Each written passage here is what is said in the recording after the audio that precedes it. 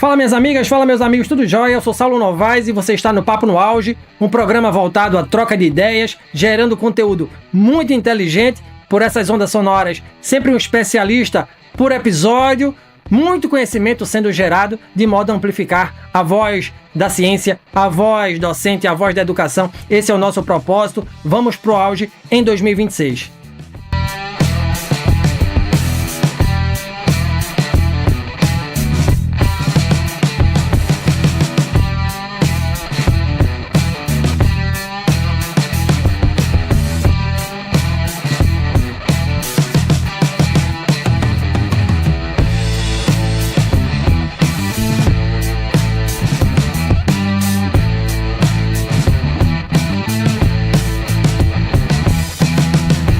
Inovação, propriedade intelectual, PI, incubação de empresas nas universidades formam um ecossistema importante onde pesquisas acadêmicas geram tecnologia, a PI protege esses ativos, patentes e softwares, e as incubadoras, como NITs e parques tecnológicos, apoiam startups de base tecnológica a transformarem essas inovações em negócios, fomentando o empreendedorismo, desenvolvimento econômico e a aplicação do conhecimento na sociedade. Entender essa engrenagem nos dias de hoje nos ajuda a compreender como as universidades podem transformar pesquisa em valor social, tecnológico e econômico sem perder o rumo público do conhecimento.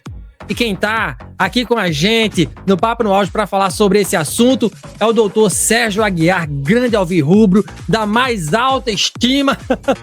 Ele possui experiência e interesse em gestão da inovação, propriedade intelectual, transferência de tecnologia, empreendedorismo, gestão da qualidade, meio ambiente, processos, projetos e obras. É doutor em propriedade intelectual e inovação pelo INPI, graduado em Engenharia Mecânica e mestre em Engenharia de Produção pela Universidade Federal de Pernambuco, além de especialista em qualidade e auditor líder ISO, formado na Alemanha. Na UFPE, atuou como diretor de gestão de bens e serviços e diretor adjunto de inovação, além de ter integrado a coordenação regional e diretório do Fortec, que é o Fórum Nacional de Gestores de Inovação e Transferência de Tecnologia. É ainda pesquisador em propriedade industrial do INPI, onde também exerce a função de superintendente substituto do INPI na região Nordeste. Professor Sérgio, que satisfação voltar a falar com o senhor. Que bom, né? Depois de tanto tempo, obrigado por sua presença aqui com a gente, tá? E para a gente começar, e é uma pergunta ou perguntas que a gente faz para todos os nossos convidados e convidadas. O que é que levou o senhor a trilhar o caminho da pesquisa, da inovação e da transferência de tecnologia? Bem-vindo, meu amigo. Muito obrigado, Saulo. Uma alegria estar aqui com você, né? Foi uma honra trabalharmos juntos há uns anos atrás, né? E continuamos aí na inovação, né? De fato, é um tema, inovação, transferência de tecnologia, tudo isso é muito caro, porque a gente entende que é um caminho seguro para o desenvolvimento.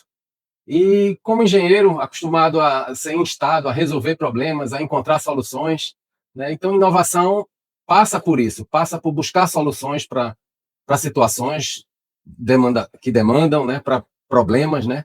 De formas diferentes, às vezes nova, então às vezes com valor agregado de agredir menos o meio ambiente, né? De ser menos custosa, de ser mais tranquila e fácil para os usuários.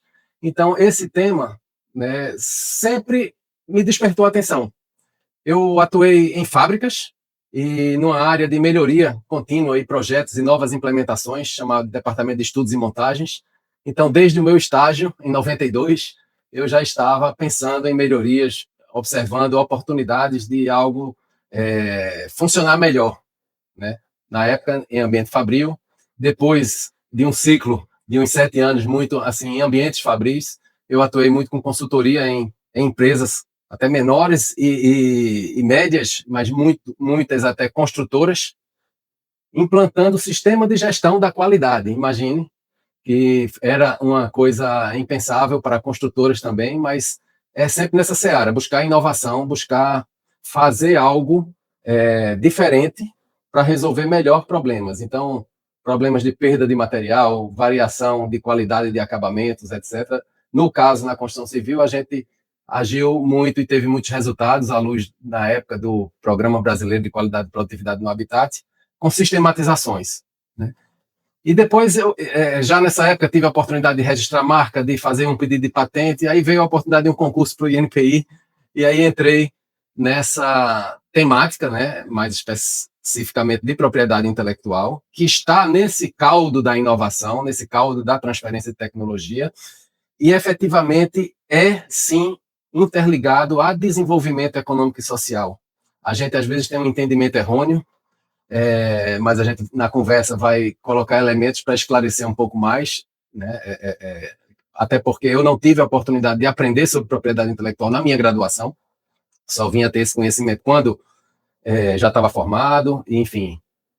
Vejo hoje que ela tem que ser mais, inclusive, inserida na própria academia, tá? Porque para quem trabalha com inovação, para quem quer seguir como país, né, esse rumo da melhoria da qualidade de vida, empregos melhores, né, e mais efetividade de geração de renda a partir do conhecimento, é preciso conhecer o sistema de propriedade intelectual para bem usar, tá?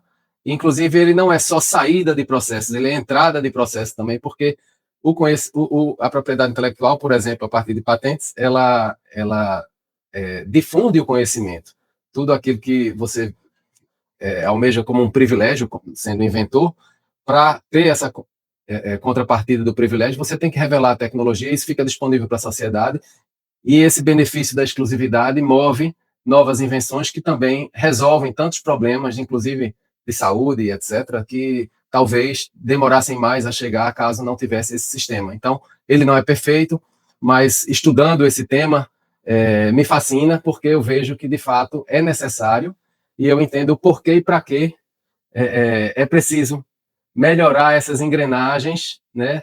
E a academia, então, tem um papel fundamental aqui no Brasil. A relevância da universidade é muito grande e deve ser, então, cada vez mais integrado na tríplice hélice, como a gente chama, né? Governo, academia e empresas, né? Porque até um passado não tão distante havia muito hiato. E foi uma coisa boa, o marco legal da inovação, que aí fez com que aumentasse ainda esses interesses. Foi a época que a gente veio a trabalhar junto, que eu atuei na universidade há alguns anos, mas especificamente na inovação entre 2015 e 2020, né, também no Fortec. Então é isso, o interesse vem dessa história, né, e de perceber a relevância. Show, professor. Belíssima história e eu tenho certeza que a gente vai aprender bastante com o senhor aqui nesse episódio.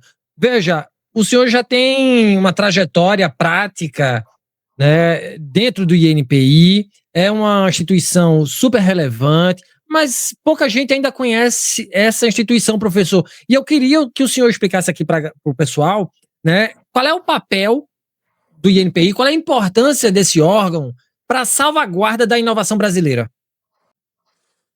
Perfeito, Saulo. O INPI é uma autarquia federal, hoje ligado ao Ministério do Desenvolvimento, Indústria, Comércio e Serviços, é sediado no Rio de Janeiro, foi fundado em 1970 e hoje está presente também com escritórios em cada região, tá, do Brasil. Bom, então ele confere títulos legais de patentes, patente de invenção, patente de modelo de utilidade, registros de marca, desenhos industriais, programa de computador, topografia de circuito integrado, né, indicações geográficas. Então, o que é que são isso? São direitos de propriedade intelectual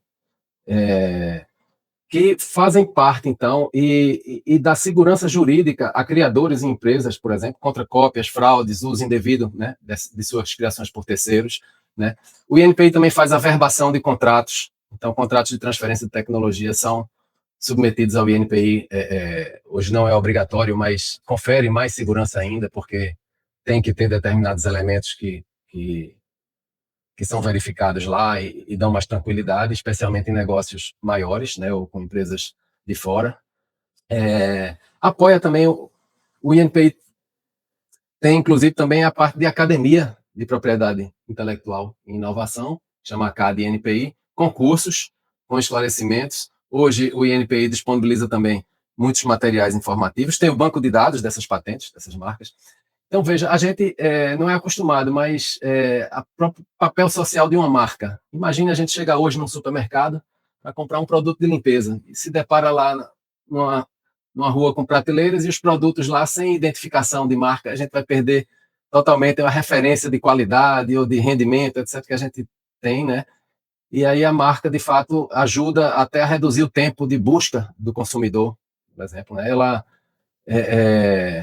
claro que tem as marcas por classes, né? Então você pode ter um Veja Produto, tem um Veja Revista, tem Continental Pneu, Continental Fogão, mas tem as marcas de alto renome que querem cobrir todas as áreas, né? Enfim, é esse sistema, mas que é um sinal distintivo que ajuda ali o discernimento do consumidor. No caso de patentes, né?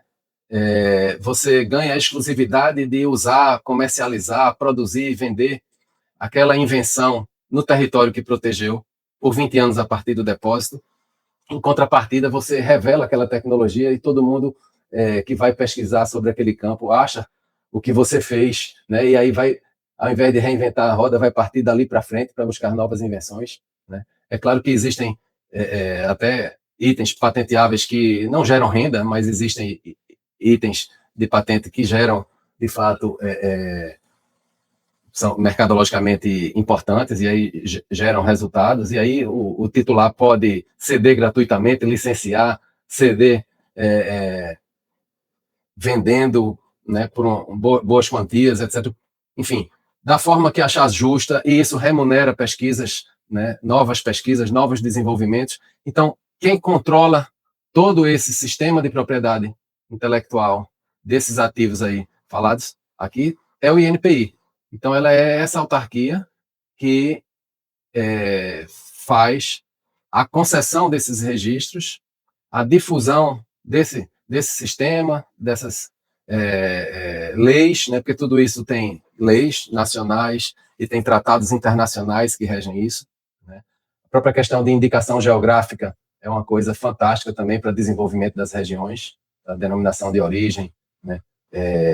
Marcas coletivas, marcas de certificação, tudo isso é competência do INPI controlar. Tá? Show. Inclusive, o Papo no Auge é uma marca registrada no INPI. Né? A partir da experiência que a gente teve na diretoria de inovação da Universidade Federal de Pernambuco, conversando muito com o senhor, depois entendendo o valor social que a marca tem e tentando trazer, né, pilares sólidos para o que a gente faz aqui, eu decidi, de fato, registrar a marca para ser algo registrado, enfim, né, fazer tudo direitinho. E estamos aqui fazendo isso. E eu fico muito feliz por ter, de novo, alguém do INPI e agora o senhor, né? Então, obrigado, viu, professor? De nada, que bom, fico muito feliz e acho que você acertou, porque o programa aí já vai em mais de 200 episódios, né? Exato. Então, você tem uma segurança jurídica para usar essa marca, para fazer as divulgações, né? E ninguém usar indevidamente, sem sua licença, essa marca. Então, tá de parabéns. Valeu, é isso mesmo, é por aí.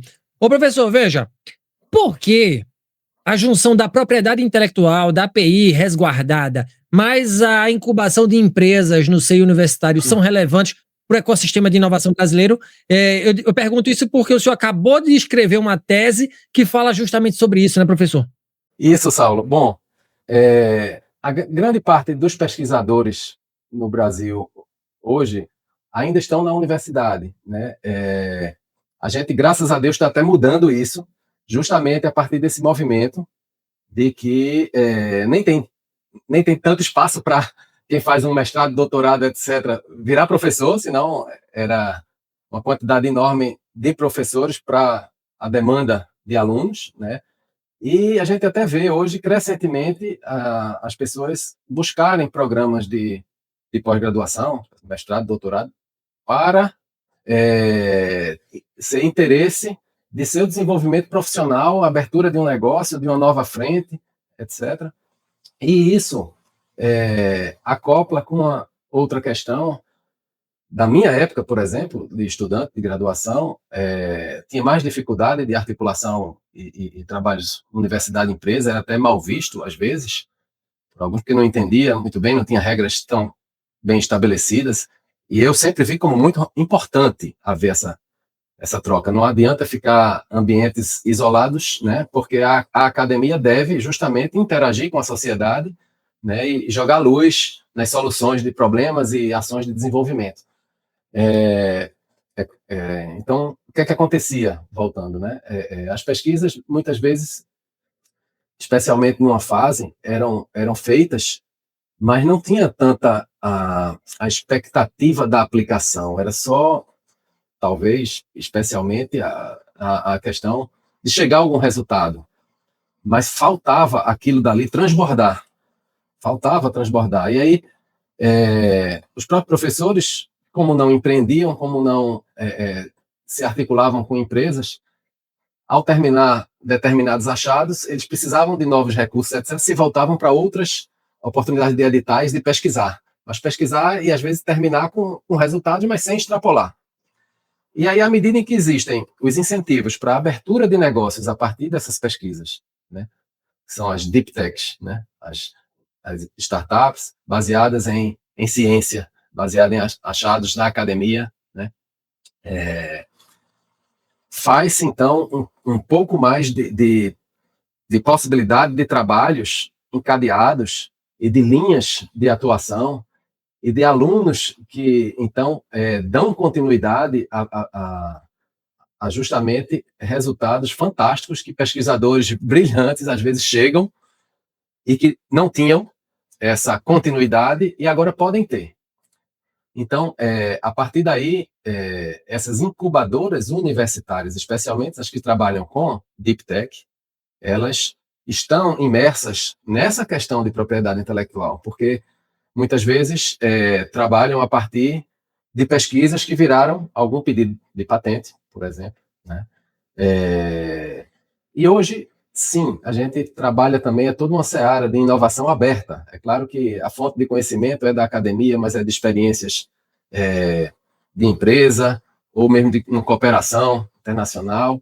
Então, é uma seara, mas que essa visão de empreendedorismo, ou essa cultura empreendedora, que gera negócio a partir do conhecimento, a partir dessa possibilidade na academia de testar, errar, usar laboratório, né, e gerar novos conhecimentos e produtos, então, o que tem acontecido bastante em algumas universidades, né, parques tecnológicos, e aí a tese, até aproveitando que você falou, eu visualizando isso, aproveitei para acoplar algo que eu acredito que será útil, que é uma sistematização da inovação. Então, o organismo ISO, né, International Standardization Organization, com sede na Suíça, que é o principal organismo de normas técnicas, né, de produtos ou de sistemas no mundo, né, e que a ABNT faz parte da ISO, publicou, então, depois de alguns anos de estudo, a norma de sistemas de gestão da inovação, a série de normas de sistema de gestão da inovação, que é a série 56.000. Então, em 2023, a norma ISO 56005, que é a gestão da propriedade intelectual, foi publicada, e ela traz uma figurinha que mostra 5 atividades essenciais que devem ser cumpridas por uma organização que está num caminho de inovação. E aí eu fiz esse estudo com uma incubadora universitária e vendo como as empresas, startups graduadas estavam em relação a essas atividades de gestão da propriedade intelectual, sabe? Então, enfim, é dentro daquela linha de que a gente tem que sistematizar as operações aí da inovação, e especificamente, estou falando da propriedade intelectual, para melhor transitar com parcerias, né? A gente está falando de inovação aberta, então às vezes vem contribuição de A, de B, de C. Cada instituição de universidade, né, ICT aqui no Brasil, desde da Lei da Inovação, tem que ter o NIT, que é o Núcleo de Inovação Tecnológica, que é uma unidade que gere essa política de inovação de cada instituição, gere a propriedade intelectual e acompanha todos esses acordos que são feitos. Então, a estrutura de NIT para cada universidade pode ser um pouco diferente, mas, enfim, aí é necessário ter uma interligação aí, de qualquer maneira, da incubadora, da gestão aí dessas startups com o NIT, para bem gerir essas propriedades intelectuais e fazer com que haja mais efetividade, mais retornos para todos os envolvidos e mais segurança jurídica. Então, eu acho que joga luz, esse trabalho que foi apresentado em agosto passado do doutorado, joga luz para essa questão aí, que é tão cara hoje em dia para a gente. Show, valeu, professor. Obrigado por mais essa explicação. Veja, aproveitando a sua fala, a minha próxima pergunta tem a ver justamente com o que o senhor falou anteriormente. Hoje, as universidades têm os seus NITs, os seus núcleos de inovação tecnológicas, né? E seus parques também tecnológicos. A UFPE, falando do caso da UFPE, porque a gente conhece de perto, tem o seu parque tecnológico. Esses parques acolhem muitas empresas incipientes. E aí eu pergunto, como é gerir a propriedade intelectual que é erigida naquele espaço, tá? A partir da incubação de startups, que é um movimento recente na academia? Quais práticas de propriedade intelectual vigentes lançar mão para a construção de um ecossistema de inovação universitário forte? Como estão as nossas startups incubadas nas universidades, professor? Certo, Saulo. Pergunta aí grande. Vamos então tentar ver. De fato, o NIT, né, ele tem um papel bem abrangente. A própria lei do marco legal, no artigo 16, se eu não me engano, estabelece as atribuições do NIT. São várias. Então, minimamente, estão ali. Dentre elas, justamente o que você perguntou, né? Gerir essa propriedade intelectual, esses acordos, esse ambiente. Na verdade, para além disso também, observar o que está sendo feito na academia, visitar os pesquisadores do grupo de pesquisa, discernir sobre o que pode ser protegido ou não, ver as formas melhores de extrapolar aquilo, se é parceria com a empresa, se é geração de um spin-off, de algo novo que ainda está ali sendo testado, sendo iniciado uma coisa totalmente nova, pode ser abrindo uma linha de pesquisa e de inovação.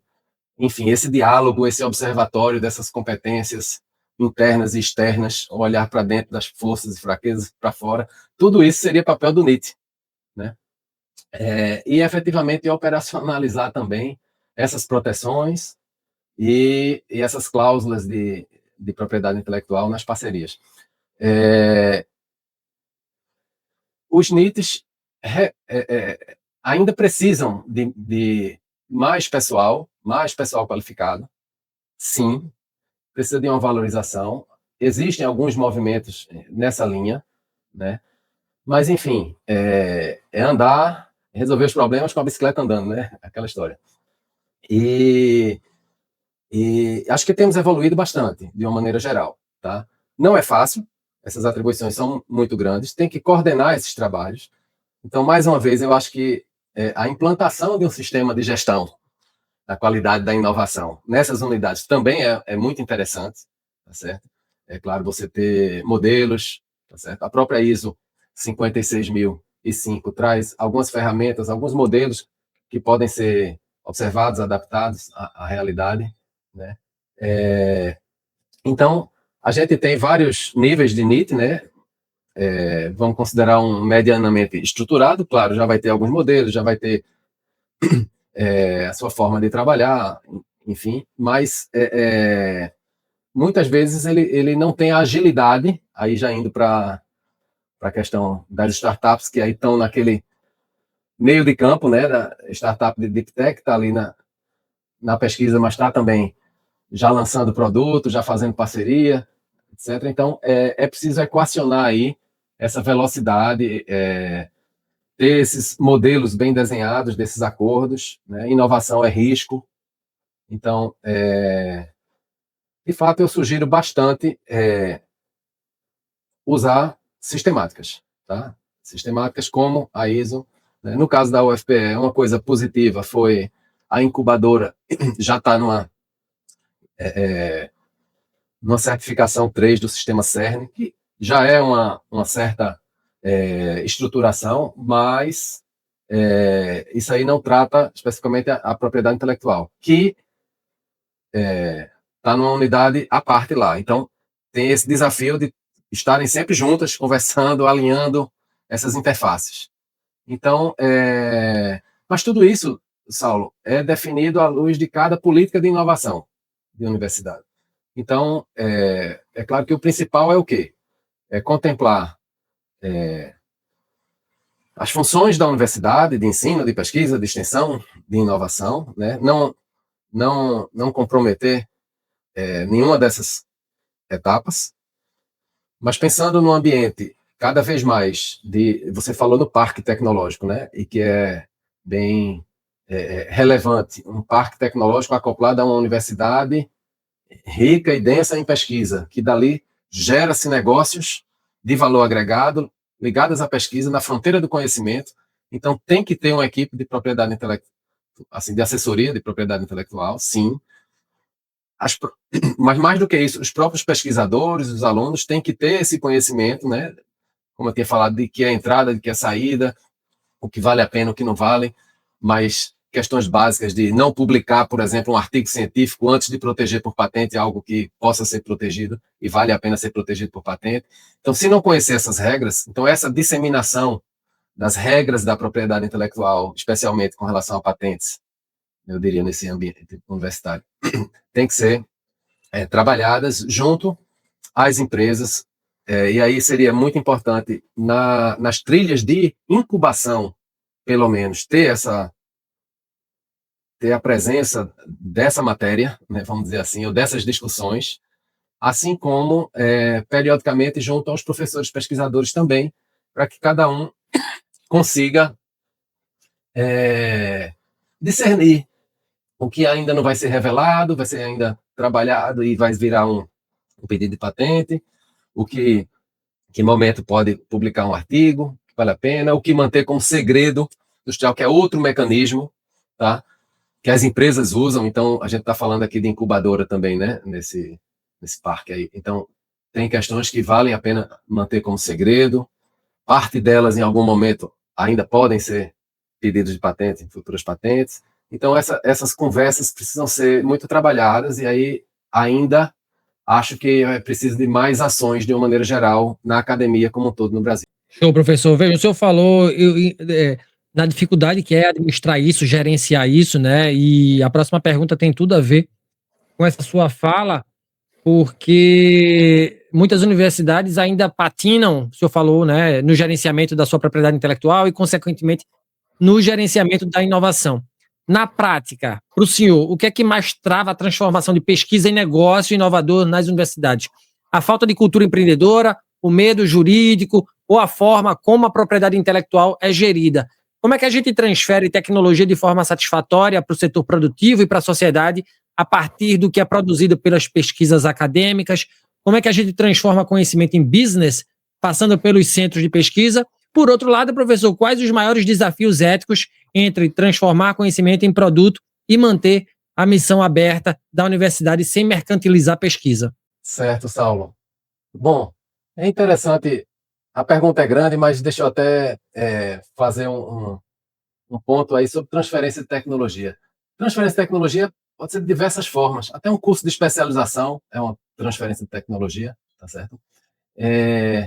O licenciamento, né, de uma tecnologia é também outra maneira.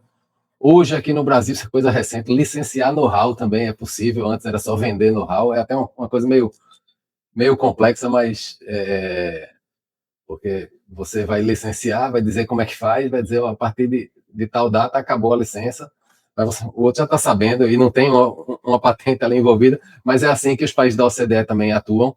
Então, enfim, contratos, o combinado não sai caro, assim como esse conhecimento, então, nos laboratórios, né, os laboratórios terem termos de confidencialidade, né, assinados, terem essa clareza, né, de que ali se desenvolve conhecimento, mas se visa esse salto da ciência, mas se visa também negócio, né, sem prejudicar outras linhas de pesquisa.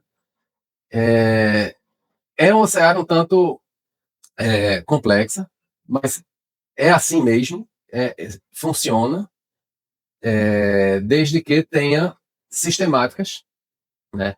Então, os NITs têm aí seus comunicados de invenção, né, quando se chega a determinados pontos de possíveis pedidos de patente, né? E aí desenvolve, tem que ter a interlocução com os pesquisadores, né?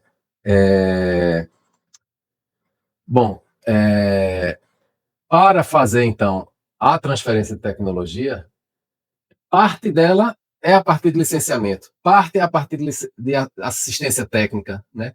Parte é a partir de cursos, treinamento. Então, veja, a geração de negócios, né? A gente estava falando em startups, né? Em spin-offs que estão ali no ambiente universitário. Então, tem que se ter clareza de quando se tem um negócio envolvido, todo negócio vai ter que ter um plano de negócio. Tendo um plano de negócio e passando por inovação, possivelmente vai ter PI envolvida. E isso é muito claro na própria série de normas ISO 56000, tá? Então, tem uma organização, tem um plano de negócio, passa por inovação, tem que ter uma estratégia de PI. Então, e aí é ter justamente essas clarezas, esses contratos fortes, e os limites institucionais dados pela política de inovação. Na verdade, embora seja um ambiente complexo, tendo esse arcabouço aí de funcionamento, tendo clareza nos procedimentos, e aí volto a dizer a importância de se participar dessas comunidades de prática, né, tipo Fortec, Protec. Veja que a própria AGU, né, a Advocacia Geral da União, embarcou de cabeça aí para querer destravar também a inovação na academia, porque percebia as baixas taxas de transferência de tecnologia da academia para o mercado. Então, há esse interesse. Inclusive, fizeram minutas de contrato, de documentos para facilitar isso. Então, a gente percebe que há um ambiente favorável a todos esses entes quererem, né, desejarem haver mais oferta de produtos, de novos processos, de serviços sendo gerados por essas empresas oriundas da academia e que vão, então, entrar no mundo dos negócios, mas que a academia vai continuar. Então, há um interesse também, você sabe, já fez até programa aqui com incubadoras que pretendem continuar com essas empresas, mesmo após o período de incubação, e que elas, então, para estarem ali no ambiente universitário, continuem com relação de pesquisa, interação, mentoria com grupos. Então, isso é a vida. E esse ambiente de estar junto, empresas, né, os laboratórios, etc., é a fricção criativa, né? Agora, é claro que é importantíssimo, então, o estabelecimento de regras e sistemáticas. Então, mais uma vez, esse é um dos motivos que me fez enveredar pelo campo dessa sistematização, de estudar e ofertar como um possível caminho seguro essas próprias séries de normas internacionais. E aí as empresas vão ter seus documentos padrão, suas etapas, seus processos, né, dentro dessa inovação aberta. Então, quer seja a própria incubadora, né, os laboratórios, as empresas que fazem parceria com os laboratórios e a academia, mas é interessante, você veja que dentro, por exemplo, a gente tem, você falou na UFPE, né, então na UFPE, por exemplo, tem o Centro de Informática, que é uma referência, né, nacional e até internacional, e tem várias empresas concorrentes atuando lá dentro com laboratórios quase que vizinhos. Então tem que ter sistemáticas de trabalho, né? É uma competição, que é onde está ali, na verdade, então...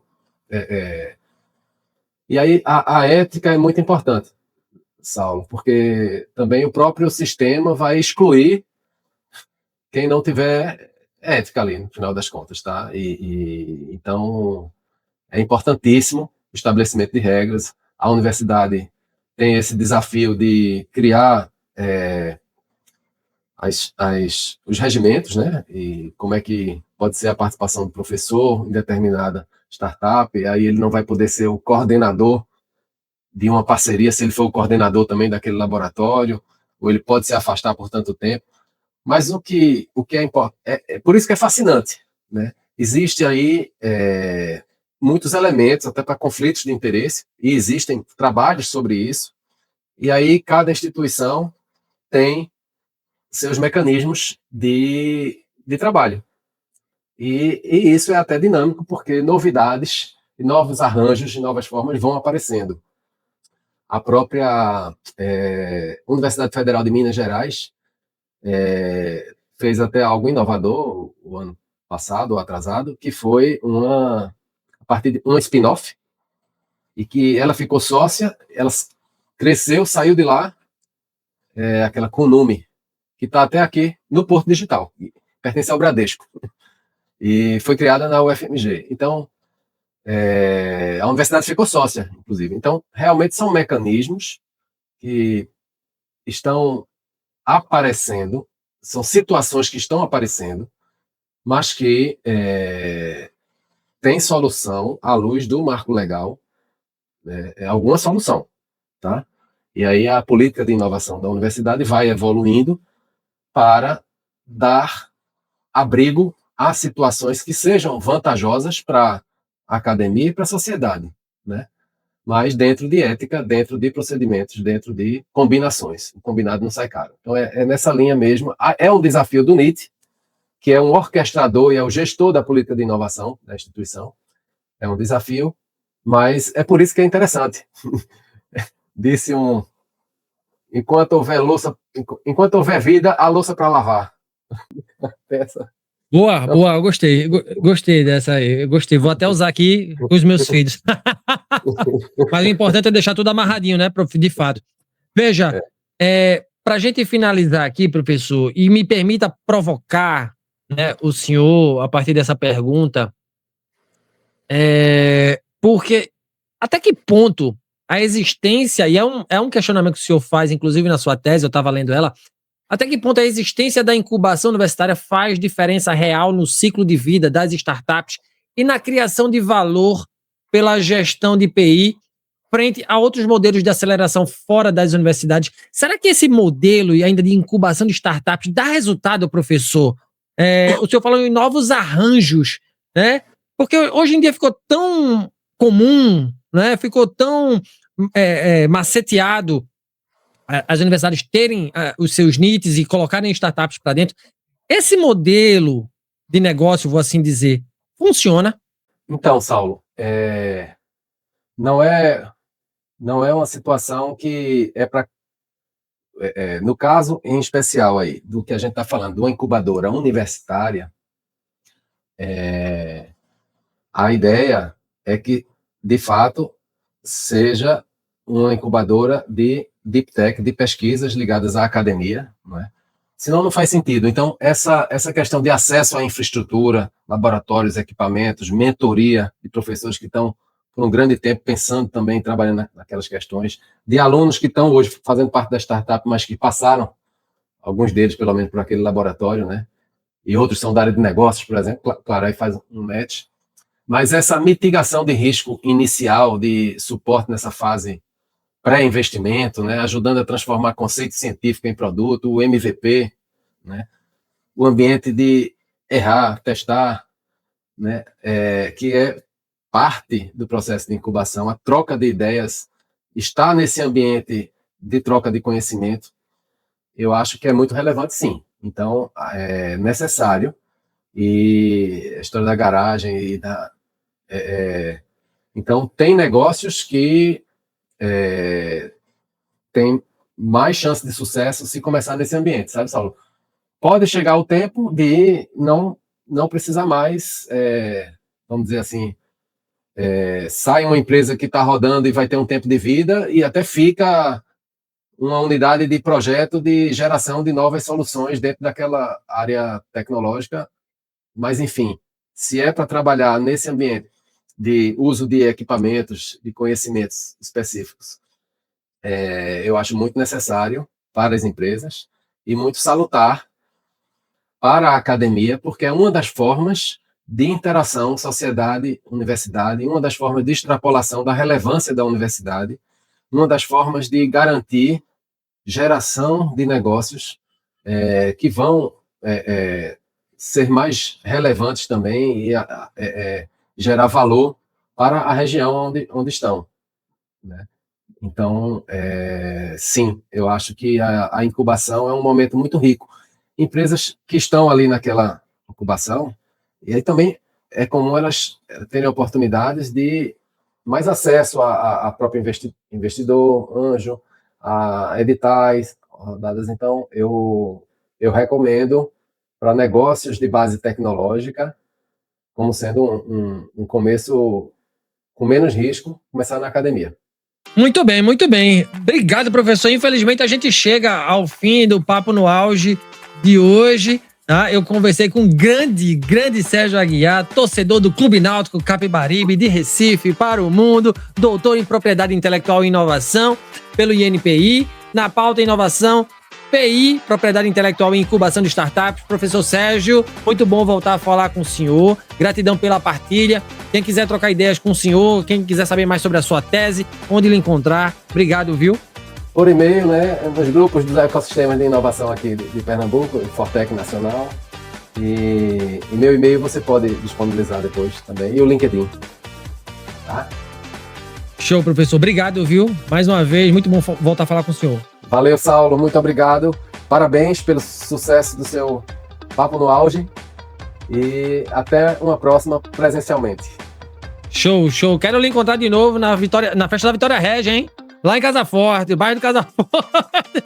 Muito bem. E se você gostou desse conteúdo, não esqueça de avaliar o podcast Papo no Auge nos principais agregadores de áudio. Nos siga nas mídias sociais, no Instagram, @Papo no Auge, no LinkedIn, Saulo Novaes. Compartilhe o nosso programa em sua rede de amigos. Estamos integralmente nos tocadores de podcast e também no YouTube. Se quer ser um parceiro aí do Papo no Auge, se associe ao nosso programa por meio da plataforma Catarse de financiamento coletivo e bora divulgar mais conversas inteligentes como essa. Vamos falar com mais professores mundo afora. Um grande abraço e bora pro auge sempre. Valeu!